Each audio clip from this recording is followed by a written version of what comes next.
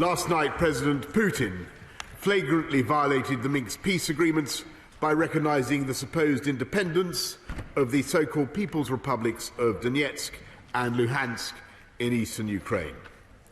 In a single inflammatory speech, he denied that Ukraine had any tradition of genuine statehood, claimed that it posed a direct threat to the security of Russia, and hurled numerous other false accusations and aspersions.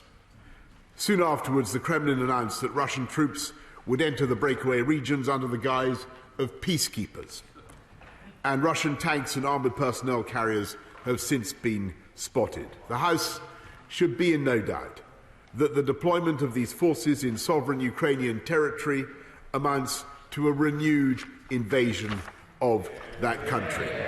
And by denying Ukraine's legitimacy as a state and presenting its very existence as a mortal threat to Russia, Putin is establishing the pretext for a full-scale offensive. I think honourable members will struggle to understand or to contemplate how in the year 2022 a national leader might calmly and deliberately plot the destruction of a peaceful neighbour.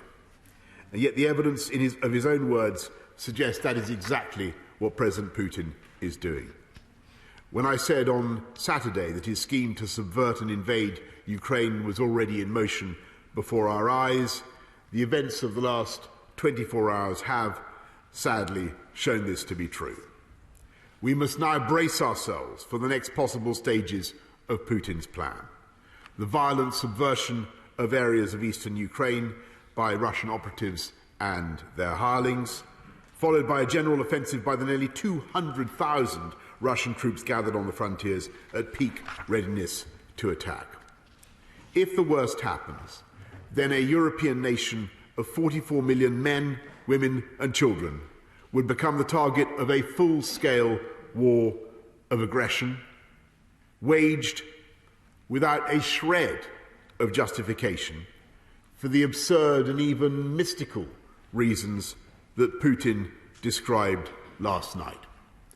Unless the situation changes, the best efforts of the United States, of this country, France, Germany and other allies to avoid conflict through patient diplomacy may be in vain.